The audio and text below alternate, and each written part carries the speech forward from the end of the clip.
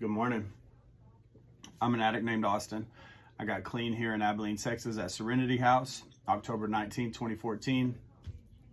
I hope you had a blessed weekend. Let's start the week off with it just for today. Exchanging love.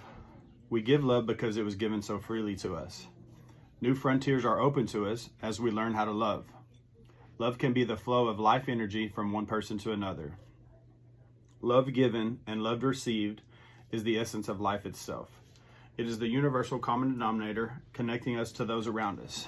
Addiction deprived us of that connection, locking us within ourselves. The love we find in an NA program reopens the world to us. It unblocks the cage of addiction, which once imprisoned us. By receiving love from other NA members, we find out, perhaps for the first time, what love is and what it can do. We hear fellow members talk about the sharing of love, and we sense the substance it lends to their lives. We begin to suspect that if giving and receiving love means so much to others, maybe it can give meaning to our lives too.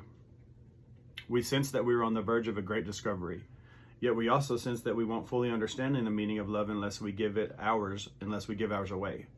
We try it and discover the missing connection between ourselves and the world. Today, we realize that what they said was true. We keep what we have only by giving it away.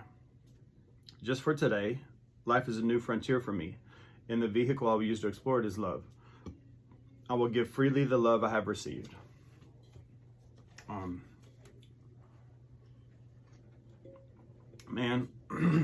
There's a lot of things.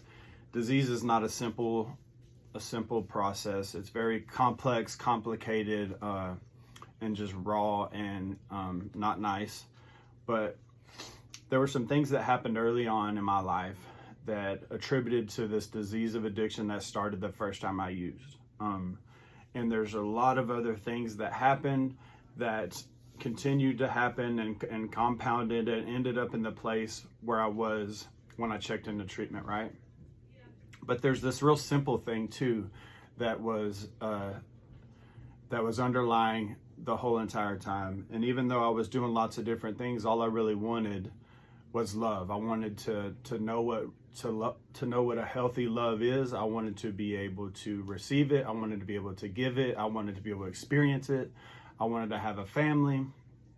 Like, I just wanted to be loved, and I was looking for it in lots of the wrong places. And now, don't get me wrong, I knew some of the places where I was at and the things I was doing, there was not love there. But what I would confuse like loyalty or just like somebody needing me as love, right? And so I served love, or I served tough love. I received tough love early in life, and that's what I gave out the majority of my life. But when I was seeking things other than just the drugs, it was love. And I would go in places where I would get things like loyalty and or somebody being codependent, or I would just have something that they needed, right? And because that was the closest thing to love that I could get. And so I didn't know anything about love. Didn't know how to love, how to receive love, how to give love, none of those things. And I can remember walking into my first NA meeting and getting a bunch of hugs. And the first month that I was in NA, I can remember how many hugs I got and how people were happy to see me and the hugs that they would give me, and I would feel the love. And at the time I didn't know it, but man, that was really feeding my spirit. And my spirit had started to come back to life, so I was grateful for that. And I knew we were going to the meetings because I needed to be there, but the reality was there was people there that were loving on me, man, and it felt good. It made me want to keep coming back, right? And so that's what started this process.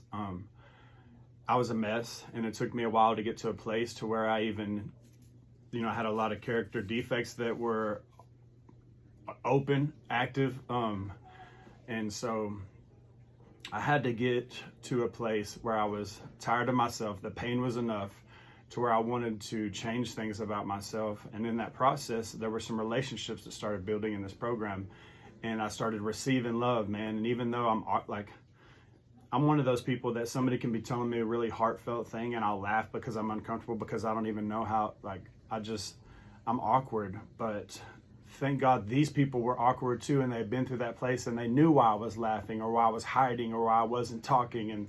And thank God for people living the program, man, because today I can tell you, and I'm not great by any means, I can receive love and I can give love.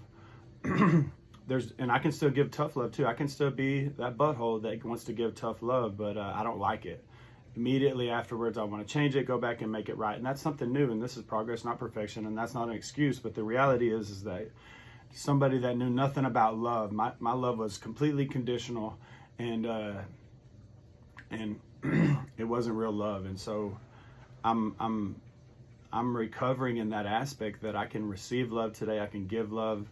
I know what love is, what it looks like, what the actions are behind it. I know where I fall short and what I need to work on, and that's all good news. You can get to that place too. I know that was kind of long-winded this morning to get me there, but I have hope that all of us can learn how to receive and give love, because it happened in my life and I didn't know nothing about love. Looking back now, I didn't know anything about love. And so I hope that you're experiencing love. If not, maybe try a new meeting, try some new friends. If you're struggling, please reach out. I hope you have a blessed week. Thank you for tuning in.